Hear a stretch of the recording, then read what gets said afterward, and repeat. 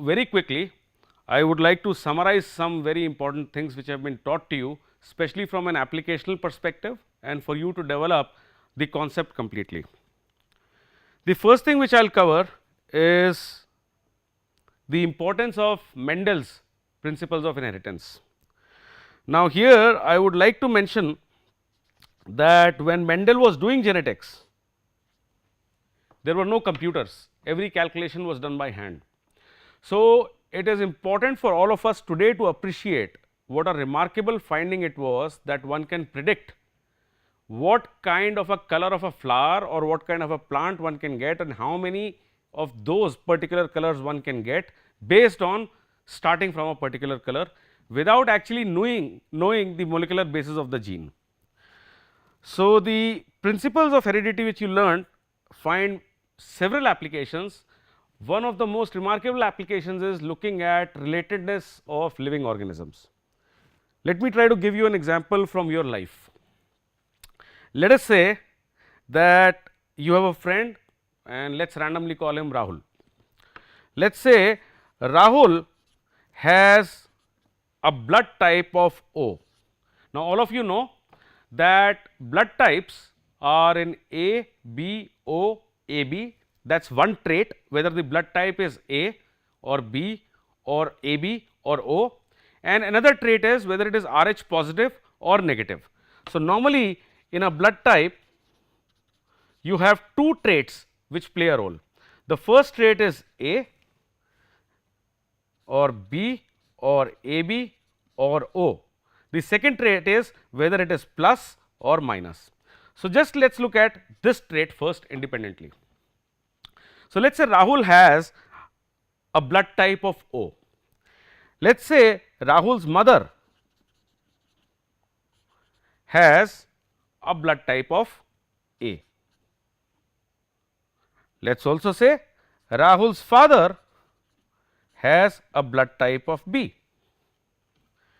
Now, if the fathers of both mother and father, that is Rahul's grandfathers, both were AB, can you tell me what blood type the grandmothers can be, or can you tell me what blood type the grandmothers cannot be? So, you can actually look for both these, you can solve both these problems in terms of understanding the family pedigree of a blood type.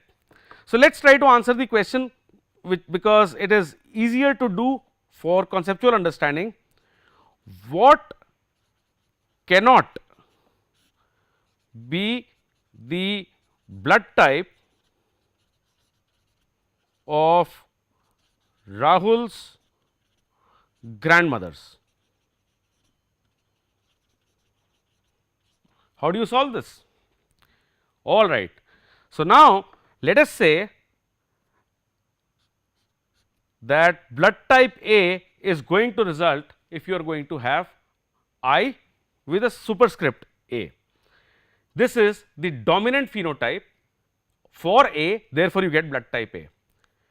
If there is any recessive phenotype, you can write it as small I.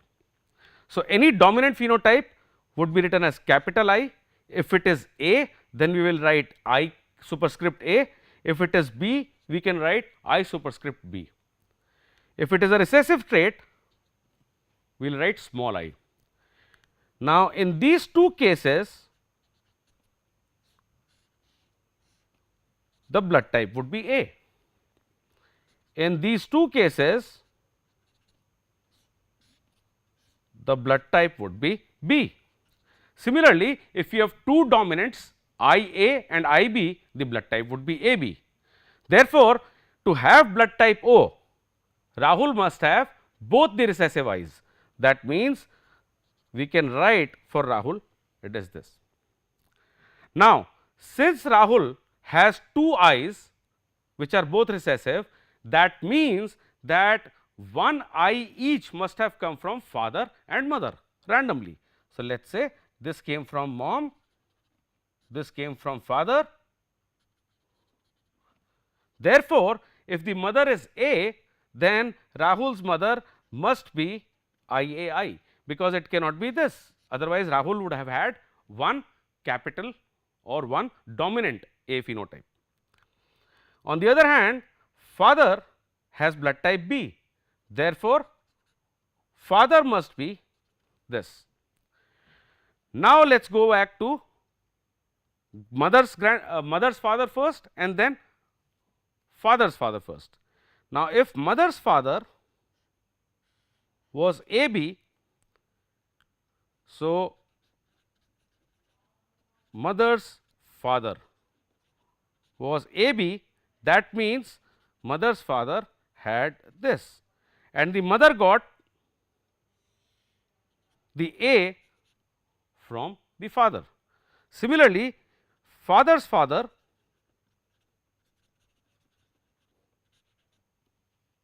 must be also this. Since father has this, it must have come from this. Therefore, Rahul's grandmother from the mother's side must have an I. Rahul's grandmother from the father's side must have an I. Is that right? Therefore, if the grandmothers must have one recessive, what cannot they have as a blood type? Well, where both of them are dominant. That means, Rahul's grandmothers cannot have